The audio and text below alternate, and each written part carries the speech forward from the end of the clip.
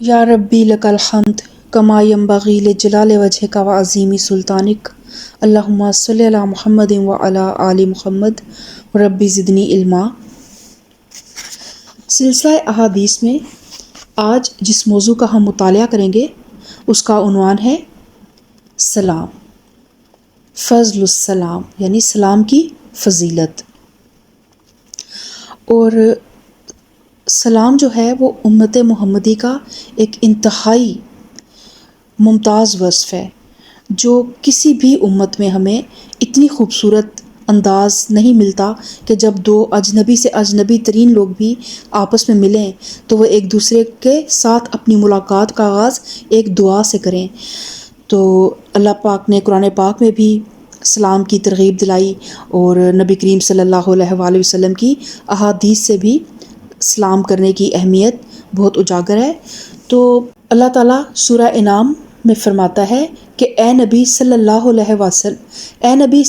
علیہ وسلم،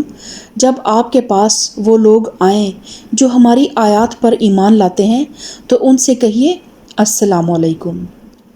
تو اس آیت میں نبی کریم صلی اللہ علیہ وسلم سے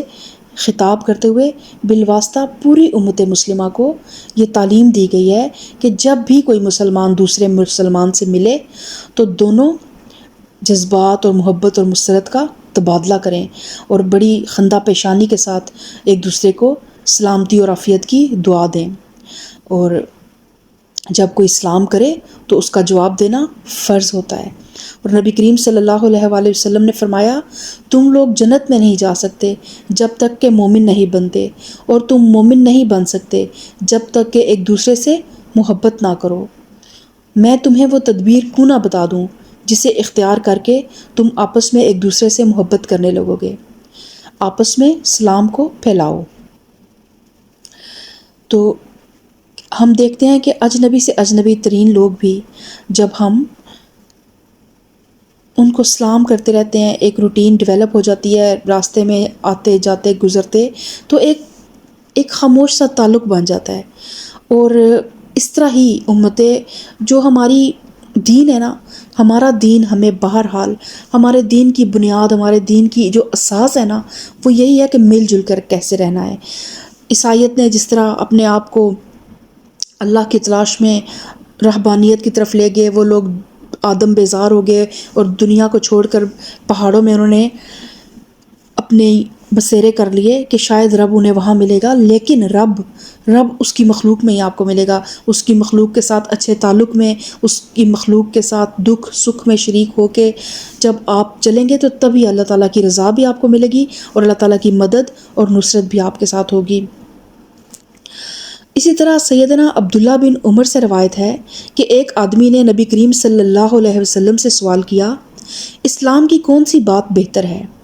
آپ نے ارشاد فرمایا کہ تم دوسروں کو کھانا کھلاؤ،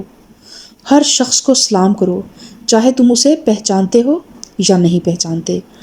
تو یہاں سے یہ بات بھی ہمیں پتہ چلتی ہے کہ لازمی نہیں ہے کہ ہم صرف اپنے جاننے والوں کو سلام کریں۔ جب آپ کسی بھی محفل میں گئے ہیں، آپ اگر کسی کو نہیں بھی جانتے تو ایک مشترکہ سلام سب کو کریں، یا کوئی آپ کو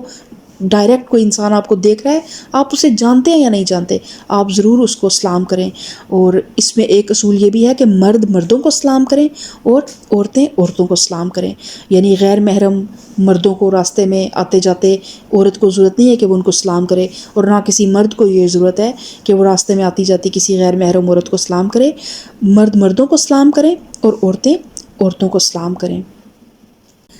اور سیدنا ابو امامہ سے روایت ہے کہ رسول اللہ صلی اللہ علیہ وسلم نے فرمایا، اللہ کے نزدیک لوگوں میں سب سے بہتر وہ شخص ہے جو سلام میں سبقت کرے۔ اور اسی طرح سلام کے پھر کچھ آداب بھی ہیں۔ ہر چیز کے اللہ تعالیٰ نے ہمیں، ہمارا دین تہذیب ہے، ہمیں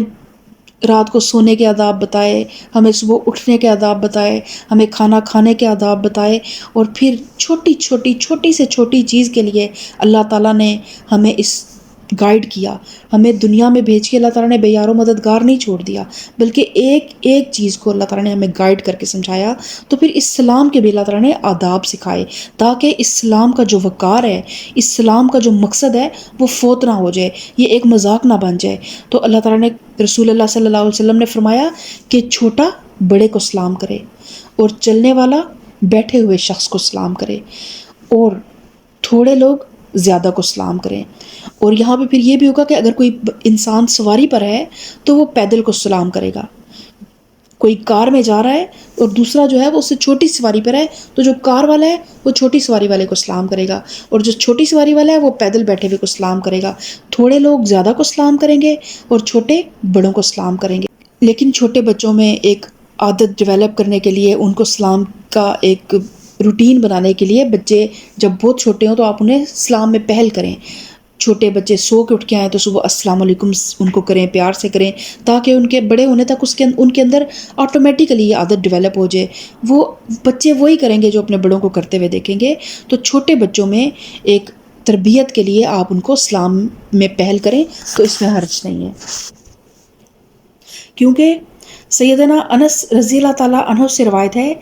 کہ نبی کریم صلی اللہ علیہ وسلم انصار کی ملاقات کے لیے جاتے تو ان کے بچوں کو سلام کیا کرتے تھے اور ان کے سروں پر ہاتھ پھیرا کرتے تھے۔ نبی کریم صلی اللہ علیہ وسلم کا ارشاد ہے، السلام خدا کے نام میں سے ایک نام ہے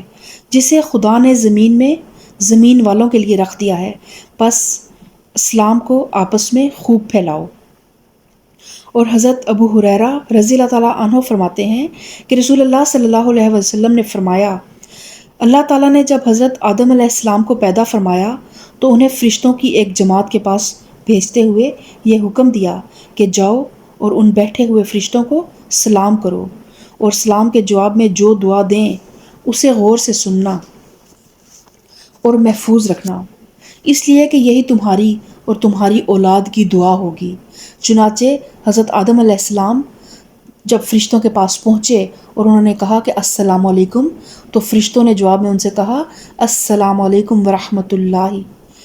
یعنی انہوں نے ورحمۃ اللہ کا اضافہ کر دیا۔ تو اس لیے کوئی آپ کو سلام کرے تو سلام کا جواب ضرور دیں، اور بہتر انداز میں۔ جیسے کوئی آپ کو تحفہ دیتا ہے نا، تو آپ اس کے تحفے کو ایز اٹ از واپس نہیں کرتے، آپ اس سے زیادہ اچھی چیز اس کو واپس کرتے ہیں۔ تو سلام بھی ایک تحفہ ہے، دعا کا تحفہ۔ کوئی بھی آپ کو جب سلام کرے تو اس کو اس سے بہتر انداز میں، اگر کوئی السلام علیکم کہتا ہے تو وعلیکم السلام ورحمۃ اللہ، کوئی کہتا ہے السلام علیکم ورحمۃ اللہ تو وعلیکم السلام ورحمۃ اللہ وبرکاتہ، یہ آپ نے آگے سے جواب میں کہنا ہے۔ اور اللہ تعالیٰ سورہ نحل میں فرماتا ہے کہ ایسی ہی جزا دیتا ہے اللہ متقی لوگوں کو، ان متقی لوگوں کو جن کی روحیں پاکیزگی کی حالت میں جب فرشتے قبض کرتے ہیں تو کہتے ہیں السلام علیکم، جاؤ جنت میں داخل ہو جاؤ اپنے اعمال صالحہ کے صلہ میں۔ اور جنت میں بھی جنتیوں کا جو کلام، ہمیں باقی باتوں کا تو نہیں پتہ چلتا، لیکن جو جنت کا کلام ہوگا وہ صرف سلام، آپس میں سلامتی کی دعا دے رہے ہوں گے وہ ایک دوسرے کو۔ تو پھر ہمارے لیے سب سے بہتر یہی ہے کہ ہم انگریزوں کی اور باقی تمام لوگوں کی مغرب کی تقلید کو چھوڑتے ہوئے ہمیشہ اپنے اسلامی طریقے پر سلام کریں اور کتاب اور سنت کے بتائے ہوئے الفاظ استعمال کریں۔ اور اس کے علاوہ جو بھی الفاظ سوسائٹی میں رائج ہیں، اگر ہم آغاز کریں گے تو آگے آہستہ آہستہ ایک رویہ ڈیولپ ہو جاتا ہے۔ تو اسلام کا بتایا ہوا جو یہ انداز خطاب ہے نا، یہ نہایت سادہ ہے، اور اس کی خوبصورتی یہ ہے کہ انتہائی بامعنی اور پر اثر ہے، اور یہ سلامتی اور عافیت کی ایک جامع ترین دعا ہے۔ جب آپ اپنے کسی بھی رشتہ دار، کسی بہن، کسی بھائی سے ملتے ہیں تو جب آپ السلام علیکم کہتے ہیں، کتنا چھوٹا سا ایک جملہ ہے، لیکن اس کے معنی اتنے وسیع ہیں کہ اس کا مطلب یہ ہے کہ اللہ تمہیں ہر قسم کی سلامتی اور ہر قسم کی عافیت سے نوازے، اور اللہ تمہارے جان اور مال کو سلامت رکھے، گھر بار کو سلامت رکھے، اہل و عیال اور متعلقین کو سلامت رکھے، دین اور ایمان کو سلامت رکھے، دنیا بھی سلامت رہے اور آخرت میں بھی خدا تمہیں ان سلامتیوں سے نوازے۔ یعنی کہ صرف سلامتی کی دعا ہے یہ، اور اس سلامتی کا مفہوم بہت وسیع ہے، اس دنیا سے لے کے آخرت تک کی سلامتی اس ایک السلام علیکم کے اندر محفوظ ہے۔ اس کے علاوہ مصافحہ کرنا یا بوسہ لینا، اس کے بارے میں بھی ہم احادیث سے ہمیں پتہ چلتا ہے کہ مصافحہ کرنے کا بہت زیادہ اجر ہے، اور ملاقات کے وقت سلام کے ساتھ مصافحہ کرنا بھی پسندیدہ ہے، لیکن بوسہ کرنے کی اجازت نہیں ہے، بوسہ کرنا جائز نہیں ہے۔ اور رسول اللہ صلی اللہ علیہ وآلہ وسلم کے سنت سے بھی یہ شامل ہے کہ آپ صحابہ کرام کے ساتھ مصافحہ بھی فرمایا کرتے تھے۔ اور رسول اللہ صلی اللہ علیہ وسلم نے فرمایا، جب دو مسلمان آپس میں ملتے اور مصافحہ کرتے ہیں تو جدا ہونے سے پہلے ان کو بخش دیا جاتا ہے۔ اور رسول اللہ صلی اللہ علیہ وآلہ وسلم نے فرمایا کہ مومن جب دوسرے مومن سے ملتا ہے اور اسے سلام کہتا ہے اور اس کا ہاتھ پکڑ کر اس سے مصافحہ کرتا ہے تو ان دونوں کے گناہ اس طرح جھڑتے ہیں جس طرح درخت کے پتے جھڑ جاتے ہیں۔ اور رسول اللہ صلی اللہ علیہ سیدنا انس رضی اللہ تعالیٰ عنہ سے روایت ہے کہ رسول اللہ صلی اللہ علیہ وسلم نے پوچھا کہ کوئی آدمی اپنے دوست یا بھائی کو ملتا ہے تو کیا وہ اس کے لیے جھک سکتا ہے؟ آپ نے فرمایا نہیں۔ اس نے پوچھا کیا اس سے لپٹ کر اس کا بوسہ لے سکتا ہے؟ آپ نے فرمایا نہیں۔ اس نے پوچھا کیا اس کا ہاتھ پکڑ کر اس سے مصافحہ کر سکتا ہے؟ آپ نے فرمایا ہاں۔ اور صحابہ کرام رضی اللہ تعالیٰ عنہم جب سفر سے واپس آتے تو ایک دوسرے سے معانقہ کیا کرتے تھے۔ تو کسی والدین کا یا کسی خاندان میں کسی بزرگ کا یا کوئی عالم دین بھی اگر ہے تو اس کا ہاتھ چوم لینا جائز ہے، لیکن شرط یہ ہے کہ اس عالم دین کے دل میں تکبر کی بیس پہ اپنا ہاتھ آگے نہ کرے کہ میں کوئی بہت بڑی ہستی ہوں، یا چومنے والے کے ذہن میں ایک تبرک نہ ہو کہ یہ کوئی متبرک ہاتھ ہے جس کو میں چوم رہا ہوں، صرف اس لیے کہ اس انسان کی جو دین سے محبت ہے، جو دین کی وہ خدمت کر رہا ہے، اس وجہ سے اس کو یہ اہمیت یا یہ عزت دی جائے۔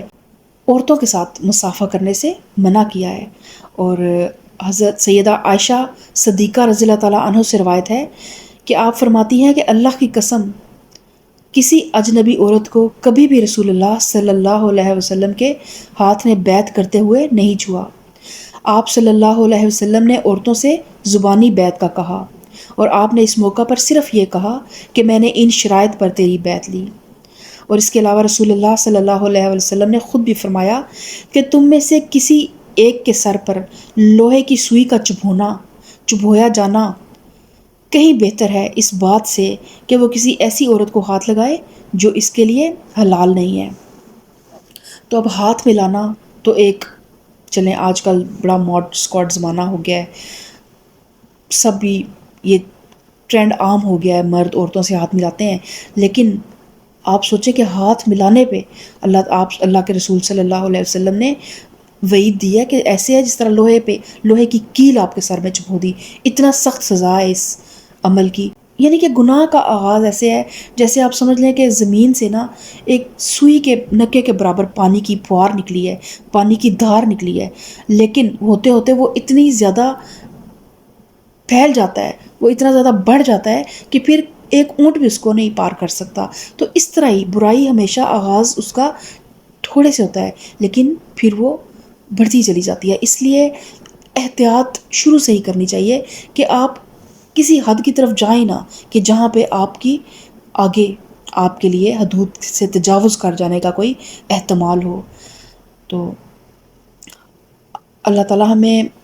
توفیق دے کہ ہم مغرب کی تقلید کو چھوڑ کر اپنے مسلمان ہونے پر فخر کریں، اور اللہ تعالیٰ نے ہمیں جو اتنے خوبصورت اوصاف اور اتنے خوبصورت شمائل جو ہمیں ہمارا دین سکھاتا ہے، جو ہمیں نبی کریم صلی اللہ علیہ وآلہ وسلم کی سیرت اور ان کی احادیث سے جو بھی اوصاف، جو بھی اخلاق ہمیں ملتے ہیں، اللہ تعالیٰ ہمیں انہیں اپنانے کی توفیق عطا فرمائے۔ آمین ثم آمین۔ اللہم صلی علی محمد وعلی آل محمد۔